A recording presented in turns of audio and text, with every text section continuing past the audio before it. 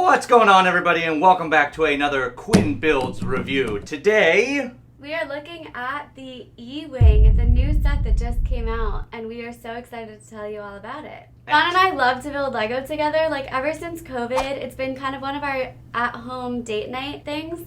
As we mentioned with the Yavin 4, we like to split Lego sets and build them together. So this one was a perfect opportunity to do that. A lot of times it's very difficult, but this made it very easy. Had separate bags, separate books. I built Shin Hati'S Starfighter. And I built the New Republic E-Wing. Yes. And I will say, one of ours was definitely harder than the other, mine. So I picked this one because I thought it looked a little bit smaller. He's a faster builder than me, so I decided to build this one. I also like the color. So. I was going to say, hers is also cooler than mine. The color scheme, the build, the appearance of it, just all around cooler than mine. Something I noticed while I was building the Shin Hati Starfighter was that it was almost 100% brick built.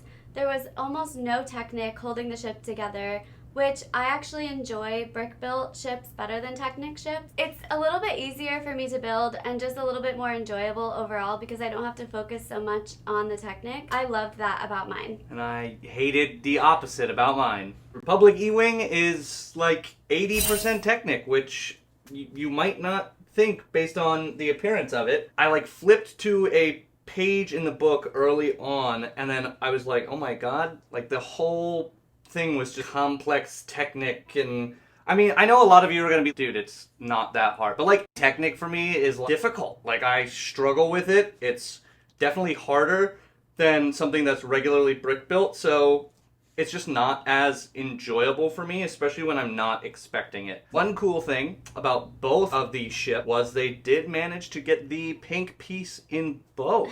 So Hallie had a pink piece, I had a pink piece, and if you guys know from last year's LEGO convention, Star Wars team has a cake every time they work a pink piece into the build. I have not watched Ahsoka, neither has he. So I think I did lack a little bit of understanding, like story-wise, of what was going on with these two ships. Like, who are these people? Why are they fighting? It was just a little bit confusing. But from a Lego building standpoint, I really enjoyed this set. And I think the minifigures look great. They're really cool. That astromech is awesome.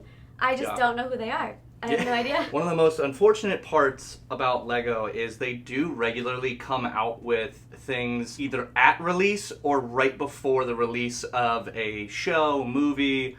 You know, they do this with a lot with Marvel, so it's like really sad when you're trying to build something and you're like, oh wow, I haven't even seen this. And then for us, we are behind, which is unfortunate, but we're trying to get all the lore that we can from Clone Wars and Rebels before we watch Ahsoka.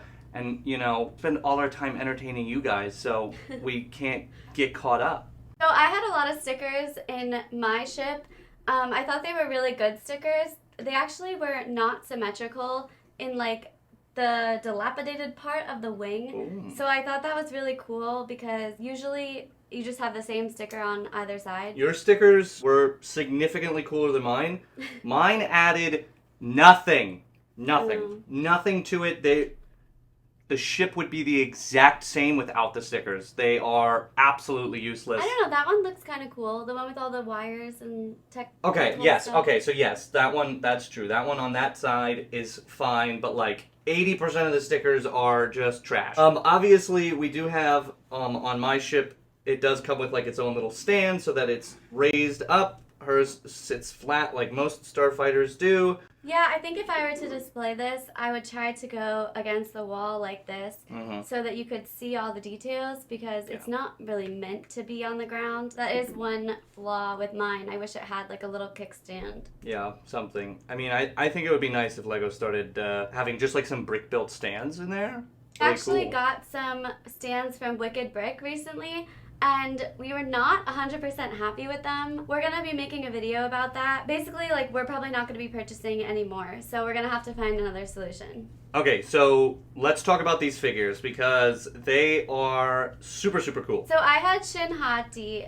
She is the blonde one with the lightsaber. Don't really know much about her, but she has a really cool print, the cool hairpiece. That's pretty much all I got.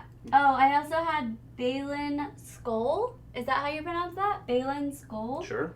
But he was pretty cool. Interesting face print. It's very accurate. It does look like him, which is cool. I like that. He's got aspect. the Dooku hair with the V right here. So, what is that, a crow's nest? No. Beak. No. Peak. Got the widow's peak going on. I had Morgan Elsbeth. She's pretty cool. Nice little dress piece. Cool hair piece for sure. Why was her skirt completely plain black? I don't know, because maybe she wears a plain black skirt. I don't know, that's kind of boring. But... She does have a cool little head print. She's got like the little thing on her face there, which is pretty cool. You don't really know the significance, but it seems pretty cool.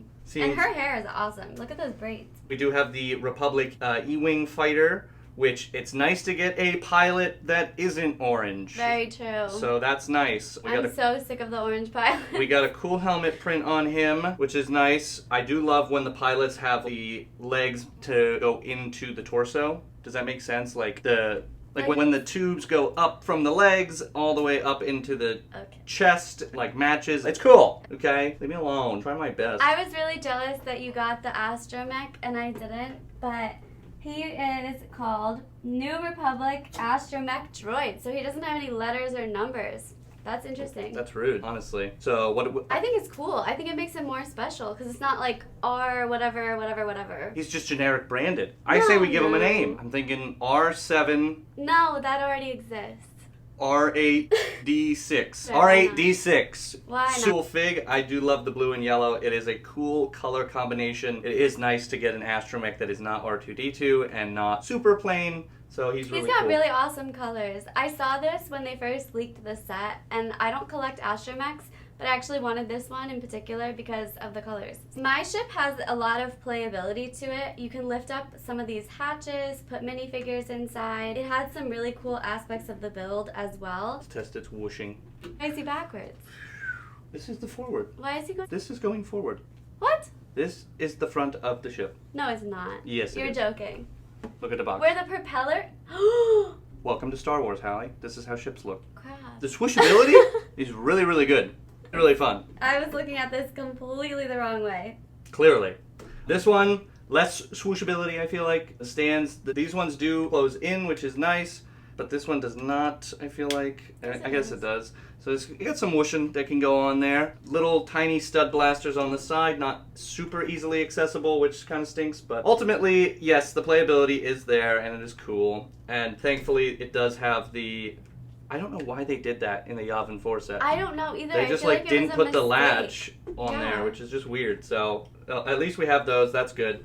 This one I particularly liked. I thought it was the back. I liked the front part. This propeller. It's really cool. I think it's a propeller. Either way, the way it was put together was really interesting. Yeah. I'll show a little clip here of what it looked like while I was putting it together.